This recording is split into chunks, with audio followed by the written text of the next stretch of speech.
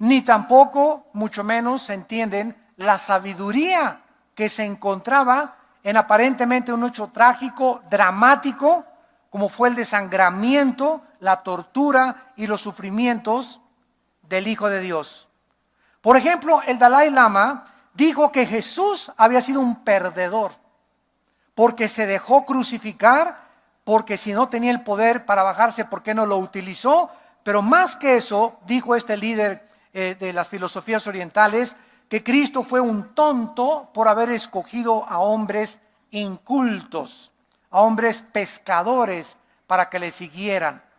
La mayoría de los ateos continúan burlándose de Dios y de Cristo, a quien solamente consideran un revolucionario equivocado con una misión fracasada, pero jamás lo aceptan como el Hijo de Dios.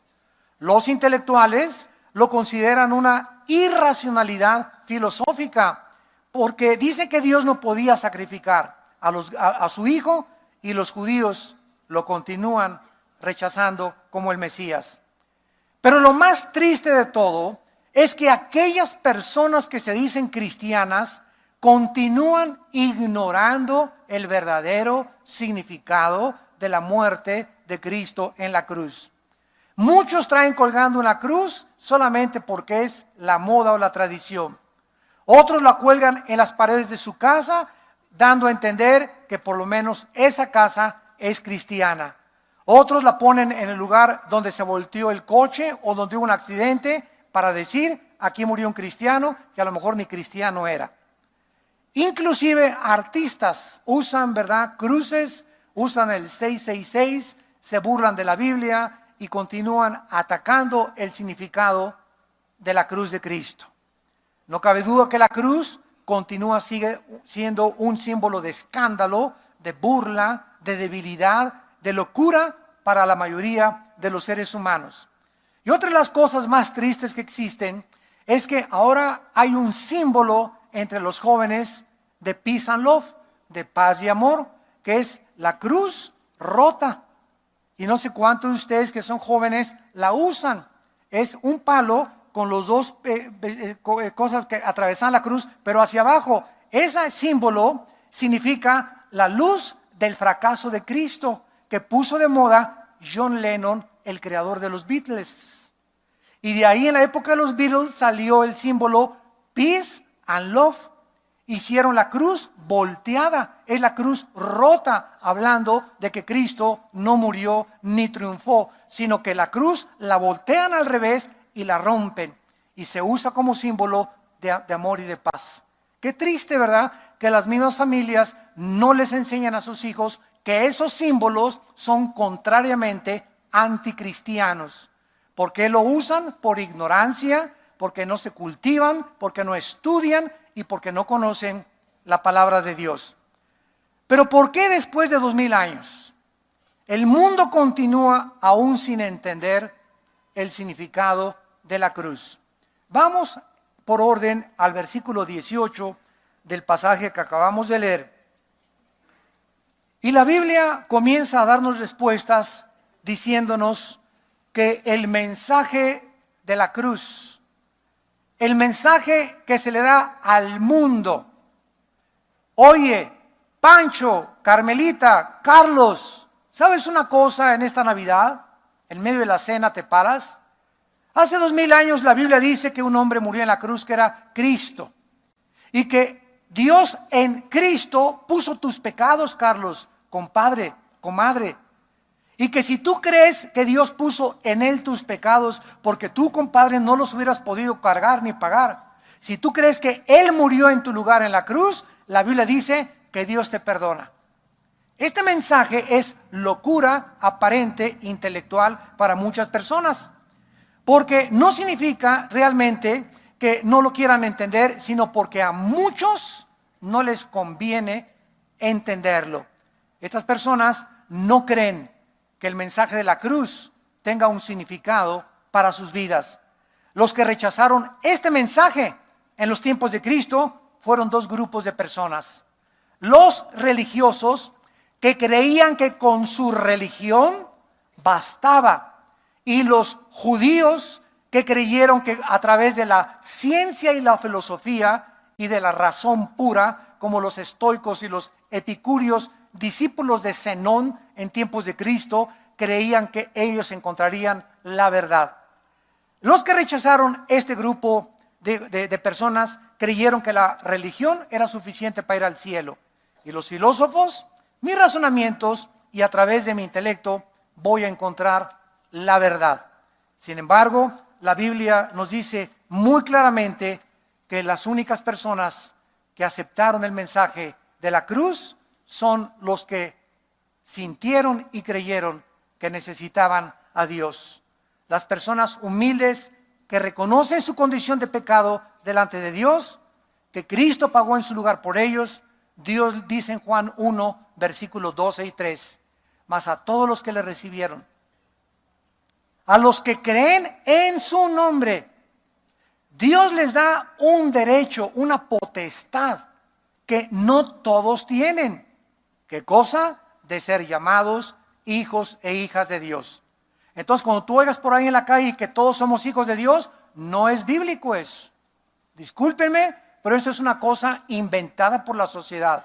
La Biblia dice que todos somos criaturas de Dios, pero a los que reciben a su Hijo, Dios les concede el privilegio de ser llamados sus hijos. Así que tú en esta mañana o en esta tarde, o ustedes que nos ven por la televisión, no te consideres hijo de Dios o hija de Dios si no tienes a Cristo en tu corazón. El versículo 19 de Primera de Corintios continúa describiéndonos el secreto de la cruz. Dios, 750 años antes de Cristo, a través del profeta Isaías, escribió el versículo 19 que Pablo cita de Isaías 29, 14, que Dios iba a destruir, a enloquecer a los intelectuales, a los sabios, a los libres pensadores, a los ateos, a los griegos, con lo que él iba a hacer en la cruz. Dios no quería que a través de la razón y del intelecto el hombre se salvara, porque no era el hombre el que iba a poner las condiciones para entrar al cielo. El hombre, siguiendo sus razonamientos, dándose cuenta que existe un Dios, porque el hombre ha sido religioso desde Caín hasta nuestros días. No ha habido tribu, no ha habido nación, no ha habido cultura, no ha habido civilización que no adoren algo o a alguien. En Roma los césares se mandaron a adorar. Los ateos se adoran a sí mismos, se creen dioses, creen que ellos tienen la solución de dónde venimos, quiénes somos, a dónde nos vamos.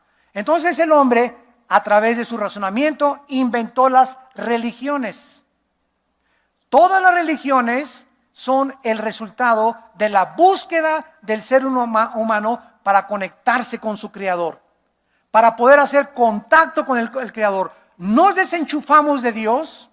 Cuando Adán pecó, se desenchufó, se fundió el foco, y de Adán a nuestros días nacemos todos fundidos, los fusibles espirituales, dependiendo únicamente del cerebro, del intelecto y del cuerpo humano. Entonces decimos, yo no puedo creer lo que yo no vea, lo que yo no oiga, lo que no toque, lo que yo no guste. Esto se llama empirismo. Los ateos son empiristas. Yo no creo lo que no veo, lo que no siento, etcétera, etcétera. El hombre quedó sujeto a sus 5 sentidos cuando se fundió el fusible.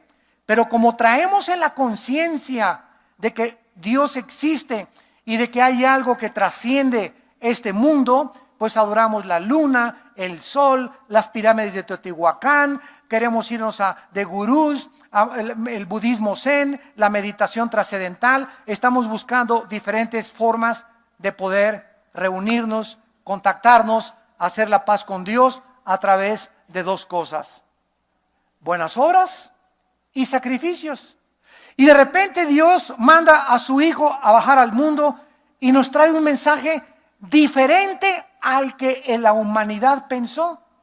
Toda la humanidad pensó que una religión, me voy al cielo, cumplo con mi religión el domingo, me voy al cielo, con los ritos, las ceremonias, peregrinaciones, me voy al cielo. Y Dios manda un mensaje y nos dice, no es por obras. Solo el cristianismo es el único sistema de pensamiento que le dice al hombre que no necesita hacer absolutamente nada para poder entrar al cielo más que creer. Y ahí, cuando el mensaje es ofrecido, se levantan los intelectuales, se levantan los filósofos, se levantan los religiosos. Ay, sí, tú, ¿a poco tan fácil? ¿No es verdad? Choca contra la razón, choca contra el intelecto el mensaje de la cruz. No es locura. Una vez estando en la televisión, precisamente en Televisa, en Semana Santa, estaba alegando ahí con un religioso y me dice, ustedes los cristianos la ponen muy fácil, nada más creer, ¿verdad? Y te puedes portar como tú quieras después. Y le dije, es por falta de comprensión, porque es locura el mensaje para usted. Dios nos dice, cree en Jesucristo porque no es por obras para que nadie se gloríe. Pero una vez que creemos que Cristo murió en la cruz y que la salvación es por la gracia de Dios, Él entra a nuestra vida para Él dentro de nosotros hacer las buenas obras. Efesios 2:10. Somos hechura suya, creados en Cristo Jesús para buenas obras, las cuales Él preparó de antemano para que anduviéramos en ellas. Entonces, todas las buenas obras que hagamos no son para ganarnos el cielo, son el fruto de nuestra salvación. Yo me porto bien, le soy fiel a mi esposa, no robo, no quiero mentir, no quiero calumniar, quiero guardar mi corazón, no para irme al cielo, sino para yo dentro de mi vida darme cuenta que este fruto que nace para yo servir a Dios es en agradecimiento de lo que Dios ha hecho en mi vida. Y esa santidad que tú comienzas a mantener y a cultivar es la que te hace que tú puedas comprender más a Dios, acercarte más a Dios, porque sin santidad, Hebreos 12, no se puede ver a Dios. Y este versículo es para los cristianos. Sin santidad no podemos ver a Dios. ¿En dónde? En la Biblia. Si tienes pecados no confesados, vienes a la Biblia, no lo entiendes. Chocas con lo que dice la Biblia, es locura, hay cuánta sangre, y David se metió con esto, y cómo puede David ser un varón conforme al corazón de Dios si él fue asesino y adúltero, y Abraham vendió a su esposa 2 veces, o casi la quiso vender 2 veces, mira nomás la borrachera con tequila que se puso Noé. Y comenzamos a ver que la Biblia exhibe los pecados de los más grandes hombres de Dios. Por eso se llama la Santa Biblia, porque no oculta que ninguno hemos sido perfectos más que Jesucristo. Entonces, este mensaje de la cruz choca con el intelecto humano. Dios avergüenza a los intelectuales y a los sabios con el mensaje de la cruz. No necesitas más que creer que yo en la cruz pagué por tus pecados y que cuando tú me aceptas en tu corazón, yo voy a entrar a tu vida y te voy a dar el poder para dejar el alcohol, para dejar la marihuana, para dejar la pornografía, para que tengas un nuevo amor para tu esposa, porque una vez ya siendo cristiano tenemos al Espíritu Santo entre nosotros, que es usado a través de la Biblia, porque sin la Biblia el Espíritu Santo dentro de mí no puede hacer nada. El Espíritu Santo necesita la palabra, porque la palabra es espíritu y es vida. Entonces yo necesito estar en contacto con el Espíritu Santo a través de la Biblia. Yo tengo contacto con la Biblia, tengo contacto con el Espíritu Santo. Me separo de la Biblia, contristo al Espíritu Santo, le causo dolor al Espíritu Santo, porque lo que me sostiene es la Biblia. ¿Y quién usa la Biblia? El Espíritu Santo, el poder que está dentro de nosotros. Si no fuera por la revelación del Espíritu Santo, la palabra de la cruz sería locura para todos nosotros. En Juan capítulo 16, versículo 13, Cristo lo anunció con estas palabras. Juan 16, versículo 13. Es que Jesús hablando, cuando venga el Espíritu de verdad. ¿Qué espíritu tienes tú? Si tú no tienes el Espíritu de Cristo, perdóname, pero vives una mentira.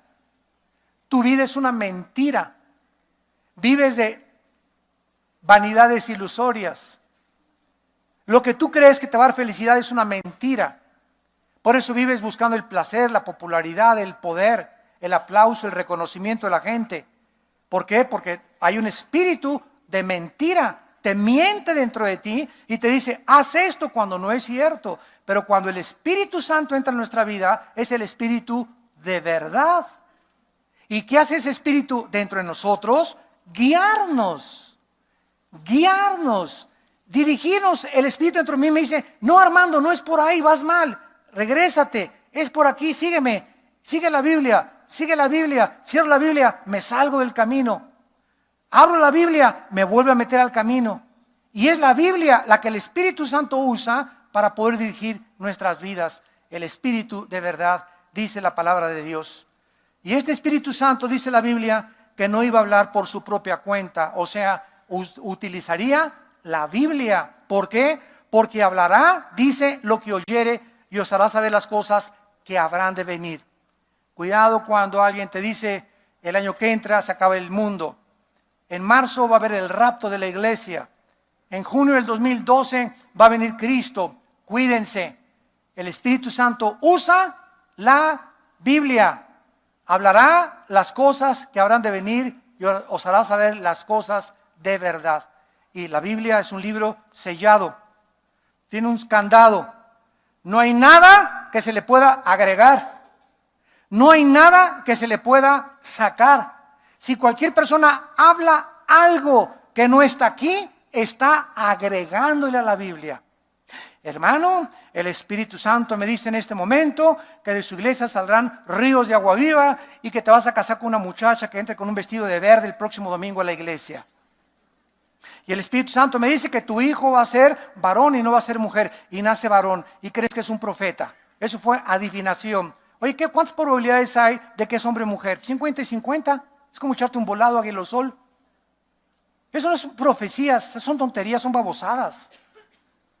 Pero hemos caído en eso porque creemos que puede Dios hablarnos extrabíblicamente. Y Dios usa la palabra de Dios. Es como los profetas actuales. ¿En cuántas iglesias están que el Espíritu y que el profeta, etcétera, etcétera? Mira, Dios me dice, este libro está sellado. Si tú le agregas, las maldiciones vendrán sobre ti. Si tú le quitas, las maldiciones vendrán sobre ti. Esta palabra cómela. Come las palabras de mi libro. Y cuando hables, habla las palabras de mi libro. Eso es un profeta, el que habla los oráculos de Dios. Pero si yo hablo y digo, tuve un sueño, vi una visión, bla, bla, bla, y el Señor me dijo estas cosas, y el Señor me dijo que usted, y que la próxima presidenta de Ecuador va a ser fulana de tal, y que este presidente, ¿verdad? Son adivinaciones, y se cae en la hechicería, y entra la hechicería a la iglesia. Y los cristianos, amén, amén, amén. ¿Por qué? Porque no estudias la Biblia, no tienes contacto con el Espíritu de verdad y algo te está mintiendo y engañando y crees que porque esa persona es célebre o famosa o que todo el mundo la conoce, esa persona está hablando realmente la verdad, sin que tú verifiques por ti mismo la verdad en la palabra de Dios. Dice la Biblia en 1 Corintios capítulo 2, versículo 10 al 11, pero Dios nos las reveló a nosotros por la Enciclopedia Británica. Dios nos la reveló a través de Einstein. Dios nos revela. Es revelación. Las cosas invisibles y espirituales del mundo que nos rodea, que es más real lo invisible que lo visible. Y que para la mente racional es locura, porque no las puede entender, porque las cosas espirituales se han de discernir.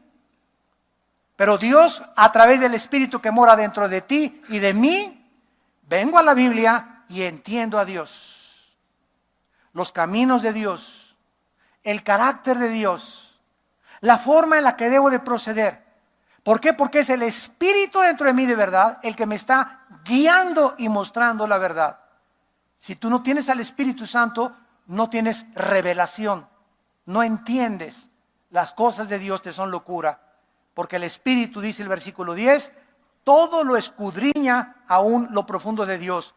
Y el versículo 11 dice así: porque ¿quién de los hombres, ni Freud, ni Marx, ni Nietzsche, ni Carlos Marx, ni Carlos Darwin, ni Sócrates, ni Platón, ni Aristóteles, ni ninguno que tú menciones, ningún hombre sabe las cosas espirituales? Ningún hombre sabe nada del mundo de los espíritus. Y dice la Biblia, sino el espíritu del hombre que está dentro de él. Si yo quiero conocer las cosas espirituales, necesito entre mí un espíritu que me ponga en contacto con el mundo espiritual. Y como mi espíritu está fundido cuando yo nací, Cristo al entrar a mi vida me prende otra vez la luz, otra vez el espíritu vuelve a nacer dentro de mí, soy creado como una nueva criatura y comienzo a entender las cosas de Dios que están en la Biblia, porque mi razón y mi intelecto chocan contra las cosas de Dios. Dice el versículo 14 que el hombre natural es el que no tiene al Espíritu, el que está fundido todavía. Esta clase de persona no percibe las cosas que son del Espíritu de Dios, porque, ahí lo dice, porque para él son locura. La palabra de la cruz es locura a los que se pierden, y dice, y no las puede entender porque se han de razonar. ¿Eso dice? No, las cosas del mundo espiritual se disciernen. Y el discernimiento es una capacidad, apúntalo. El discernimiento es la capacidad otorgada por el Espíritu Santo para que podamos discernir. La palabra discernir significa distinguir entre la verdad y la falsedad, entre lo blanco y lo negro, entre lo bueno y entre lo malo. Por eso me habla una persona hace como 2, 3 años, hermano pastor, mi hija se va a casar y está en otra religión, y me dijeron que yo fuera la madrina de ramos. ¿Puedo ir al servicio religioso? Yo lo primero que les pregunto es, oiga, ¿usted cuántos años tiene en Cristo? Tengo 15 años. Y le contesté, no ha crecido una pulgada, hermana. Qué tristeza me da. ¿Qué me quiere usted decir, pastor? Le quiero decir que usted ya debería tener el discernimiento para distinguir y saber que un cristiano no se mete a los ritos, ¿verdad?, que son absolutamente contrarios a Dios. Es como si una persona que es cristiana y tiene 10 años en Cristo me dice, ¿pueden mis hijos celebrar Halloween?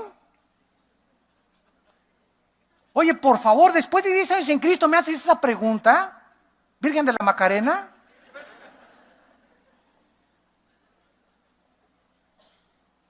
A los 10 años no disciernes, no distingues todavía qué es bueno y qué es malo para Dios, qué le gusta a Cristo y qué no le gusta a Cristo. Todavía no tienes ese discernimiento. ¿Qué pasa? Esas personas algo tienen mal contra el espíritu que está dentro de ellas, si es que son cristianas realmente. O lo tienen apagado, contristado por el pecado, o tienen meses o semanas que no tienen contacto con la Biblia. Y cuando no tienes contacto con la Biblia, no tienes contacto con el Espíritu Santo. Y cuando no tienes contacto con el Espíritu Santo, comienzas a andar a ciegas. Y te comienza a caer un hoyo y en otro hoyo y tropiezas, te comienza a arañar, te comienza a lastimar y luego, Señor, sáname, Señor, ayúdame. Pero ¿hace cuánto tiempo que abandonaste tu relación con el Espíritu de Dios? Y queremos que como la vara mágica y como la lámpara de Aladino, Dios hazme esto, Dios hazme aquello, dame aguinaldo y ayúdame esto y para la colegiatura de mis niños. Y mi relación contigo, Señor, está totalmente fría. Es como cuando tú a tu esposa no le das flores, no le dices que la amas y quieres, ¿verdad?, que tu esposa, dame un beso. Y ya tu esposa te hace así, ¿verdad? Beso frío, seco, como témpano de hielo. A este caimán no lo voy a besar como... ¿Por qué, verdad? Porque ¿qué se enfrió? ¿Por qué está fría así la relación en tu matrimonio? Porque no tienes comunicación con ella. Si no hablas, si no platicas, se enfría ella y quieres que ella responda. Ella responde a lo mejor mecánica o religiosamente, pero no lo va a hacer de corazón. Y vas a tener que alguien que te ame a fuerza y no que le nazca de su corazón. ¿Por qué? Porque no hay relación, no hay comunicación en el matrimonio. Es lo mismo con Dios. Señor, te amo. pues, tienes 3 meses que ni a la iglesia vas. Venís ahora porque en diciembre es Navidad. Hace mucho que no lees la Biblia. ¿Cuántos días tienes que no oras? Y ahora me pides a mí, ¿por qué me llamas Señor, Señor? Si no haces lo que yo te digo. Regresamos a 1 Corintios 1, nuestro pasaje, y vemos claramente entonces que el plan de Dios era revelarnos el misterio de la muerte de su Hijo y el plan de salvación mediante la cruz a través del Espíritu de Dios, espiritualmente, no a través del conocimiento humano ni de las religiones, a través del Espíritu Santo. Dice el versículo 22 que a los judíos piden señales. Los judíos piden señales, piden milagros. ¿En qué se parece la generación actual con la generación de Cristo? En el momento en que se escucha campaña de sanidad, se llena cualquier estadio de 50, 100 mil, 200 mil personas. La manera más fácil de llenar un estadio es anunciando y que la gente oiga, va a haber milagros. ¿Y por qué van miles de personas? Porque dentro de nosotros existe interna y profundamente, de una forma inherente, el ver para creer.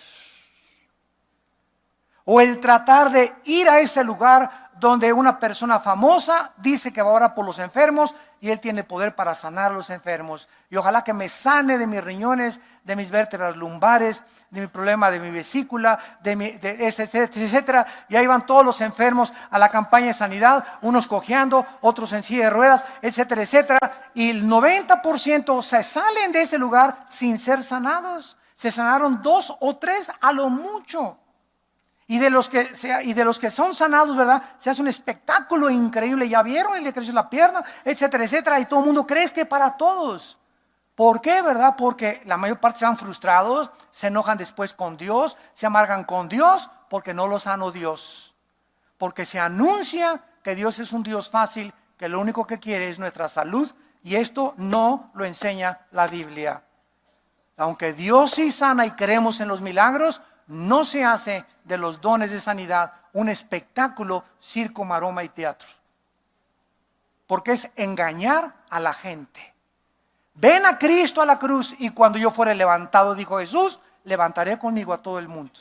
Levantemos a Cristo y entonces Cristo nos levantará a nosotros. Y el Espíritu Santo vino a glorificar a Jesús. Cuando el mensaje se predica, entonces Dios actúa en las vidas de las personas. Y esta es la razón por la cual los judíos continuamente le dijeron a Cristo, danos señal, haznos un milagro. Y Cristo se negó a sanar a nadie para dar un espectáculo o ser público a las personas religiosas. Miren lo que dice Juan capítulo 4. En Juan capítulo 4, ya se dan cuenta ustedes que perdido anda el pueblo de Dios. Que perdido anda el pueblo de Dios. Dice Juan capítulo 4 versículo 48. Jesús les dijo, si no viereis señales y prodigios, no creeréis. Ya estaba cansado Cristo de que lo seguían por eso precisamente. Y ahora se le vuelve a ofrecer a la gente. Vengan para ser sanados por Jesucristo. Pues ¿quién no va a ir? Y la mayor parte de las personas que van no tienen una relación con Dios. No han ni leído la Biblia. La mayor parte de las personas no van a arrepentir de sus pecados. ¿Cuántos van en adulterio? ¿Cuántos jóvenes van acostándose con su novia a las campañas de sanidad para que Dios haga un milagro, creyendo que Dios puede ser burlado? Cuando Dios verdaderamente puede tocar tu vida, cuando tú realmente le buscas con todo tu corazón. Dice el Salmo 37, deleítate en Jehová y Él te concederá las peticiones de tu corazón. ¿Quieres ser sanado? Deleítate en mí. Lee mi palabra. Ten comunión conmigo. Ten una relación conmigo. Y pídeme lo que quieras y te lo daré. Si un hijo le pide al padre un pan, ¿le dará el pan a una serpiente? Claro que no. Así Dios les dará a todos ustedes lo que necesitan si hacen mi voluntad. No se ofrece como un mercado, se ofrece el evangelio para que el Espíritu Santo actúe conforme a su palabra. Y más adelante Cristo dijo: generación perversa y adúltera que demandan milagros, pero milagro no les será concedido. Señal no les voy a hacer, más que la señal de Jonás. Como estuvo 3 noches y 3 días en el vientre de la tierra, el Hijo del Hombre estará 3 noches y 3 días en el centro de la tierra. ¿Quieres ver señal? Cristo, la resurrección de Cristo, es el más grande milagro de Dios. Y aunque ahora Dios no nos hiciera ningún milagro, ni tampoco nos sanara, el hecho que Él haya muerto en mi lugar es suficiente para vivir agradecido. Suficiente. Ya no necesito más que la salvación. Con eso vivo agradecido durante toda la eternidad. El más grande líder de la televisión mundial, CNN, el dueño, a los 17 años iba a una iglesia bautista evangélica. Su hermana, mayor que él, le dio cáncer y le pidió a Dios que sanara a su hermana, y su hermana no fue sanada. Por el hecho de que su hermana no haya sido sanada, él renunció a Dios, se volvió ateo, y hasta la fecha escribió los 10 mandamientos de Ted Turner, el dueño de la cadena de comunicaciones más grande del mundo, la CNN. Multibillonario, se hizo ateo porque Dios no lo sanó conforme él quería. Qué triste es ofrecer el evangelio creyendo que solamente a Dios le interesa nuestra salud. Dios quiere sanar primero tu alma. No me digas: ay hermano, venga al hospital a orar por una enfermita, y la enfermita es cristiana. No, hermano, quiere que le eche nomás agua bendita. En otras palabras, échele la bendición. Así hay gente: oiga, me echa la bendición, hermano. Pues ¿qué me viste cara de qué? ¿No quieres también un trapito ungido? Te vendo un trapito ungido para que lo pongas en tu almohada y se te quiten los dolores de cabeza. Trasladar la fe a un fetiche, a un amuleto, porque eso es lo que es. Cuidado cuando compres trapos ungidos que venden por la televisión. Eso es hechicería. Pero estamos tan dentro de nosotros, tan engañados, porque el espíritu de verdad no te está guiando a la verdad. Hay un espíritu de mentira dentro de tu vida. Pregúntate: ¿por qué estás siendo engañado? ¿Por qué a estas alturas no has podido discernir la verdad? Porque tu relación con Dios es nula totalmente. Eres religioso de los domingos nada más. Dice el versículo 22 de nuestro pasaje, 1 Corintios 1, los judíos piden señales, los griegos buscan sabiduría, pero nosotros predicamos a Cristo crucificado. O sea, seamos fieles a nuestro mensaje. A los que buscan milagros y a los que buscan intelectualidad o sabiduría, no dejemos de predicar la cruz. La cruz. Porque ahí encerró Dios el mensaje, su sabiduría y su poder. Y ese mensaje, que es locura a los que se pierden, contiene el poder de Dios. Cuando predico a Cristo y predico la cruz, algo pasa en los aires. Algo pasa en el mundo invisible que nos rodea. Eso es el mensaje de Dios, lo que pone en acción a los ángeles de Dios y el poder de Dios en el Espíritu Santo para salvar las almas. Para salvar las almas. Porque a Dios le interesa la salvación de tu alma. Pero tú no puedes salvar tu alma a menos que escuches el mensaje de que alguien pagó por ti en la cruz. Y ahora en muchas iglesias también, desgraciadamente, se dice: ya acabamos el mensaje. ¿Quién quiere recibir a Cristo? Después de predicar peace and love. Peace and love. Todo bonito, todo lindo. Dios los ama, mis chiquitines, las palomitas, a la lele. Y después de todo eso, ¿verdad? ¿Y quién quiere recibir a Cristo sin mencionar la cruz, sin mencionar arrepiéntanse de sus pecados, sin mencionar el juicio, sin mencionar el infierno? ¿Quién quiere venir a Cristo, mis chiquitines? Ay, ¿quieres un globito? ¿Una chupelicheta? Y la gente, sí, sí, sí, esta iglesia sí me gusta, ¿verdad? Porque a los niños les encantan las sonajas y les encantan los dulces. Y a los niños cristianos que tienen ya 15 años en Cristo no quieren la sana doctrina. Pablo le dice a Timoteo, predica a tiempo y fuera de tiempo, porque vendrá tiempo cuando no querrán oír la sana doctrina. Se amontonarán personas para oír cosas que les hagan comezón a sus oídos de falsos maestros, falsos apóstoles, falsos profetas. ¿Eres tú uno de esos? ¿Qué camino estás llevando? ¿Dónde vas a acabar? ¿Cuánto has crecido? ¿Cuántos distingues ya entre la verdad y entre el error? Y continúa Pablo en penúltimo lugar, versículo 23, pero predicamos a Cristo crucificado, para los judíos tropezadero, para los gentiles locura. Más para los llamados, así judíos como griegos, Cristo poder de Dios y sabiduría de Dios. El versículo 25 fue el versículo después de que yo leí hace 33 años. A Cristo hace 33 años yo recibí a Cristo. Yo me consideraba marxista, comunista, intelectual, etcétera, etcétera. Y mi hermano me ofreció el Evangelio de Juan capítulo 14, mi hermano Alejandro, menor que yo, y comenzó a leerme San Juan y bueno, me impactó tremendo. Pero yo tenía muchas dudas intelectuales. Y me acuerdo que un muchacho, tal vez que ahora ya está con el Señor, me dijo, lo insensato de Dios es más sabio que los hombres. O sea, yo quería entender a Dios en mi intelecto. Y cuando él me enseñó este versículo y me dijo, lee lo que dice aquí, lo insensato de Dios es más sabio que los hombres. El versículo 25, eso me derribó totalmente hacia atrás. Me ubicó en una posición donde dije, si tú existes, Dios, es lógico, eres infinitamente mucho más grande en entendimiento y en sabiduría que el ostión que tengo yo aquí adentro. Por lo tanto, dentro de mi ostión no llegaré más que a la cuarta o quinta frecuencia. Alcanzaré cierto límite porque nunca podré comprender la magnitud. Haces cosas grandes y maravillosas que no entendemos. Entonces, eso comencé a pensar así. Entonces dije, si realmente, Señor, tú existes y lo que para mí me parece insensatez y locura, quiero creerlo por fe. Quiero confiar que me dices la verdad. Y cuando tú entres a mi corazón, te pido que yo te quiero conocer. Y quiero saber los secretos de la sabiduría y del conocimiento espiritual.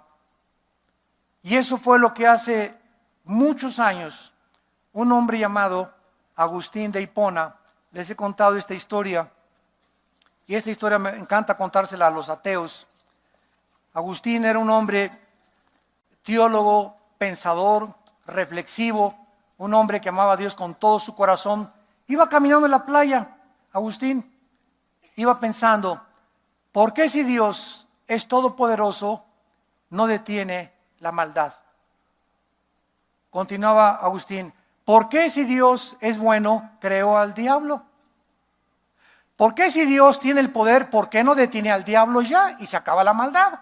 O sea, ¿Dios lo puede hacer o no lo puede hacer? Claro que lo puede hacer. Si no lo pudiera hacer, no es todopoderoso. ¿Me van siguiendo? Esos son excelentes pensamientos de la razón humana. Entonces, Agustín llega a un punto en la playa donde un niño estaba y agarraba el agua y le echaba al hoyo. Y corría entonces y le echaba el mar en el hoyo. Y se quedó Agustín así algunos minutos viendo al niño y le preguntó, niño, ¿qué estás haciendo? Y le contesta el niño, estoy tratando de meter el mar en el hoyito. Y Agustín le dijo, tonto, chamaco bruto, tenías que haber nacido así, ¿verdad? ¿Cómo crees que el mar va a caber en ese hoyito? Y se paró el niño y lo miró fijamente a los ojos y le dijo el niño, ¿y tú, cabeza de melón? ¿Qué quieres meter los pensamientos de Dios en la jicarita que tienes aquí? Agustín desde ese momento escribe en sus libros La ciudad de Dios, y eso que desde ese momento él comenzó a ser humilde y le dijo, Dios, ahora he comprendido que tú eres como el mar y tengo una jicarita. Si quiero comenzar a entender la A, la B, la C y la D, necesito ser humilde. Reconocer mi incapacidad, mi finitud y esperar que tú me comiences a inflar mi globito, inflar mi globito e inflar mi globito mientras yo tengo una relación contigo a través de la Biblia. Porque si no tienes una relación con la Biblia, tu globito se queda así, tienes 10 años y no se ha inflado nada.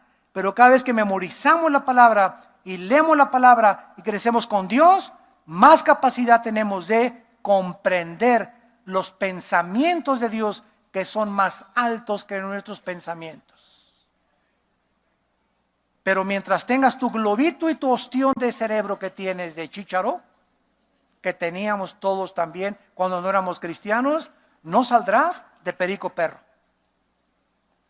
No saldrás de, ¿y por qué las guerras? ¿Y por qué permitió esto Dios? ¿Y por qué los temblores? ¿Y si Dios esto? ¿Y el diablo? Etcétera, etcétera. Y seguirás con tus armas contra Dios, luchando contra los pensamientos de aquel que es omnisciente.